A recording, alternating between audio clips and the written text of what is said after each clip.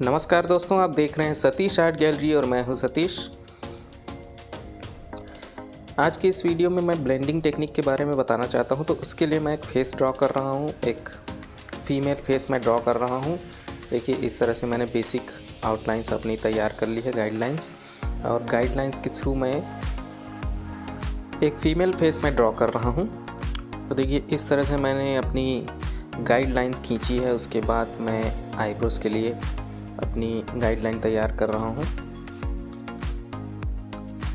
उसके बाद मैं नाक, आँख और होठों की जो पोजीशनिंग है उसके लिए मैं गाइडलाइन खींच रहा हूँ। इस तरह से देखिए,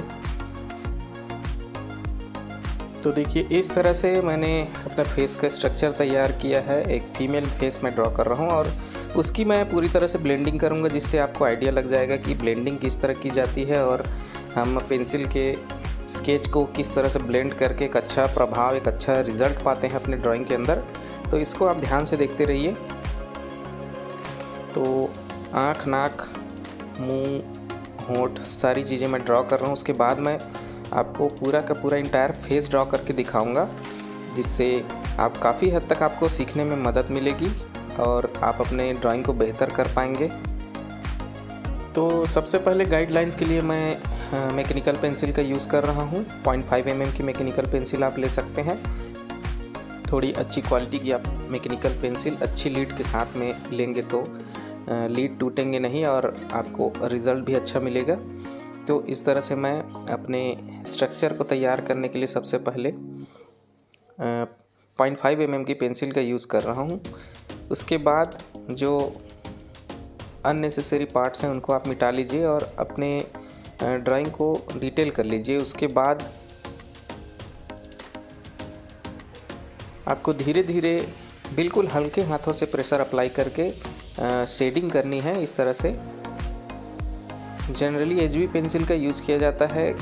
कई सारे आर्टिस्ट HB पेंसिल का यूज़ करते हैं, लेकिन मैं 2B पेंसिल का यूज़ करता हूँ। HB मुझे ज़्यादा हार्ड लगता है, तो इनिशियल लेयरिंग के लिए मुझे 2B पेंसिल काफ़ी पसंद है। 2B का प्रभाव अच्छा रहता है, ये काफ़ी सॉफ्ट होता है और ज़्यादा हार्ड नहीं होने की वजह से आप अच्छे से स्केच कर पाते हैं, अच्छे से शेडिंग कर पाते हैं। तो इस तरह से देखिए, मैंने इंटायर फेस को फर्स्ट लेयर शेडिंग कर दी है। उसके बाद मुझे लेयर्स को और ज़्यादा बढ़ाते जाना है। तो डार्क पोर्शंस को मुझे डार्क शो करने के लिए थोड़े से डार्क करने पड़ेंगे। कि आईब्रोज़ के लिए फिर से मैं मैकेनिकल पेंसिल का यूज़ कर रहा हूँ। आईब्रोज़ को आप अच्छे से डार्क कर लीजिए, क्योंकि सबसे ज़्यादा डार्क पोर्शन होता है हमारी आईब्रोज़ और हेयर। तो जो हेयर वाले पोर्शंस है उनको डार्क कर लीजिए आप। तो आईब्रोज़ को आप डार्क कर लीजिए। उसके साथ ही आप ब्लेंडिंग करने के लिए मेकअप ब्रश और पेपर स्टम्प का यूज़ करिए। मेकअप ब्रश और पेपर स्टम्प के थ्रू आप काफ़ी अच्छे से ब्लेंड कर पाते हैं और आपको रिज़ल्ट काफ़ी अच्छा मिलता है। उसके अलावा अब आँखों की डिटेलिंग मैं कर रहा हूँ, आँखों को डार्क कर रहा हूँ इस तरह से देखिए। और आँखों की जो आईलिड होती है उसकी डिटेलिंग आप कर लीजिए। और आँखों के ऊपर वाले पोर्शंस, उसी तरह नाक के जो गड्ढे होते हैं, जो नाक में छेद होते हैं, उनको आप डार्क कर लीजिए। इसके अलावा आप धीरे धीरे ब्लेंडिंग करते जाइए। आप जो डार्क पोर्शंस हैं उनको आप डार्क करते जाइए। तो उसके लिए मैं सेम 2B पेंसिल का ही यूज़ कर रहा हूँ, अलग से कोई पेंसिल का यूज़ नहीं कर रहा हूँ। बहुत ज़्यादा डार्क अगर मुझे वैल्यू अचीव करना है तो उसके लिए मैं 6B या 8B पेंसिल का यूज़ करूँगा। तो देखिए, इस तरह से आँखों के ऊपर वाले पोर्शन को मैं मेकअप ब्रश के थ्रू अच्छे से ब्लेंड कर रहा हूँ, जिससे हमारी ड्राइंग अच्छे इफ़ेक्टिव तरीके से अच्छे से बन पाए।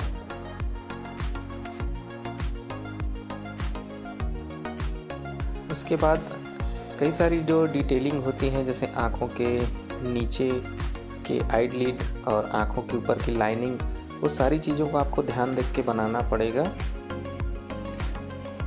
इसके लिए प्रैक्टिस निरंतर ज़रूरी है। कंटिन्यू प्रैक्टिस के थ्रू ही आप अच्छा रिज़ल्ट पाते हैं। कई लोगों का कहना है कि काफ़ी प्रैक्टिस करने के बावजूद भी हमारी ड्राइंग ठीक से नहीं बन पाती है। तो उसका रीज़न ये है कि प्रॉपर वे में आप प्रैक्टिस नहीं कर रहे हैं।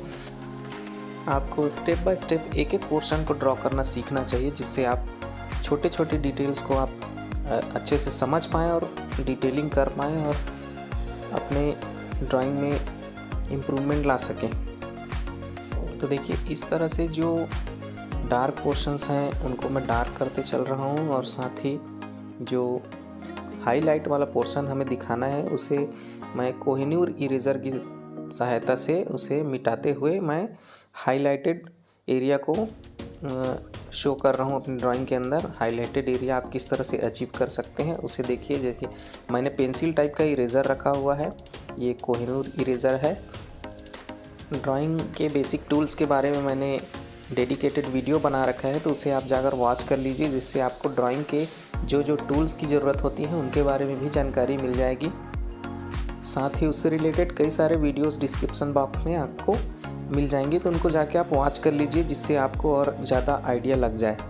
तो देखिए इस तरह से होठों की डिटेलिंग आपको किस तरह करनी है। जो डार्क पोर्शन है होठों के नीचे, उनको होठों पे जो हाईलाइट या चमक हमको दिखानी है उसको इरेज़र के थ्रू मिटा के हम एक अच्छा रिज़ल्ट अचीव करते हैं। तो जो बहुत ज़्यादा डार्क है उसको मैं डार्क करते चल रहा हूँ, साथ ही जो हाईलाइटेड एरियाज़ हैं उनको मैं हाईलाइटेड करते चल रहा हूँ इस तरह से। देखिए तो शेडो और हाईलाइट एरिया को काफ़ी अच्छे से ऑब्जर्व करके बनाना और ड्राइंग के अंदर दिखाना बहुत ज़रूरी है, जिससे ड्राइंग में डेप्थ आता है।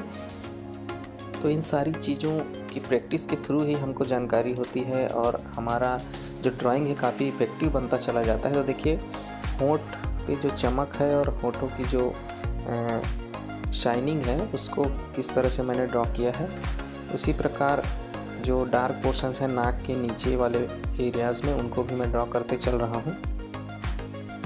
पिछले वीडियोस में भी मैं बता चुका हूँ कि हेयर मैं लास्ट में ड्रॉ करता हूँ।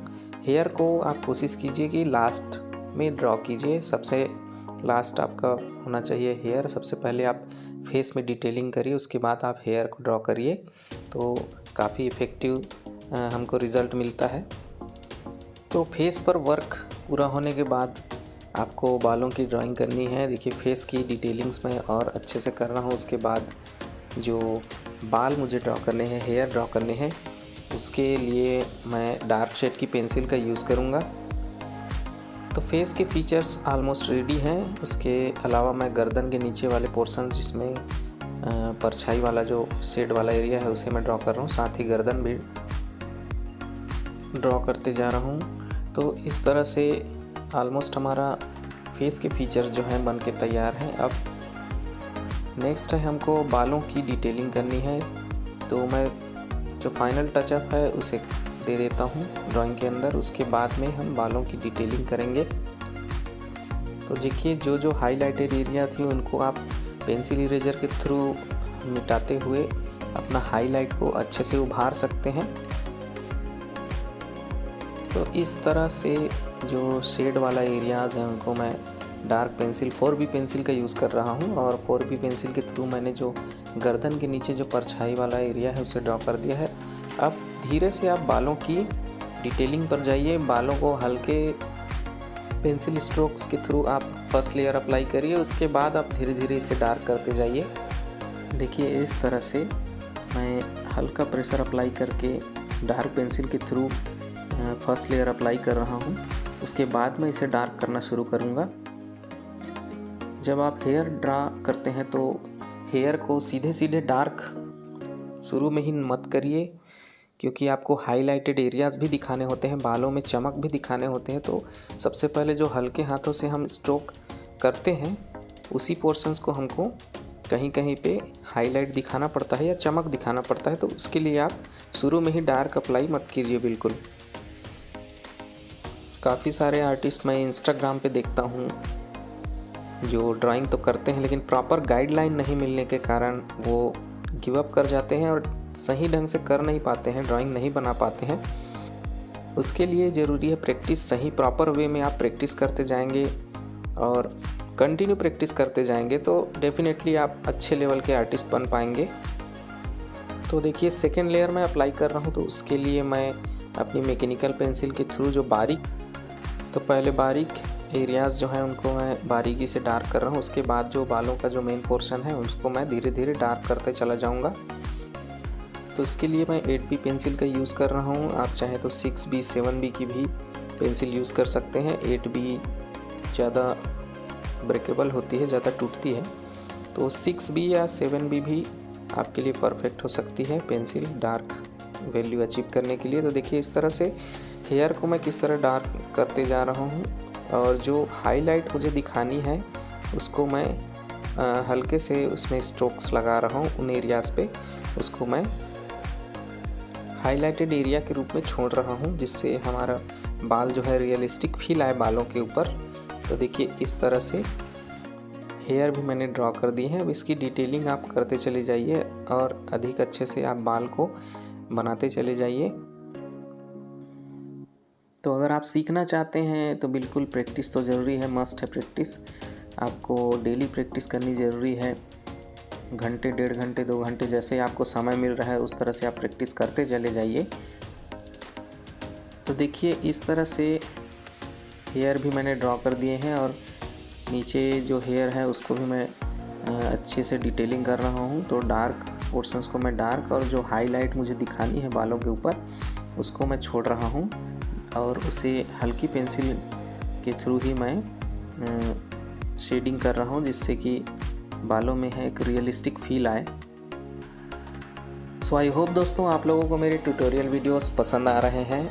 अगर पसंद आ रहे हैं और आप सीखना चाहते हैं तो इस चैनल को सब्सक्राइब करके जुड़ जाइए मेरे साथ। मिलते हैं हम अगले वीडियो में, तब तक के लिए नमस्कार।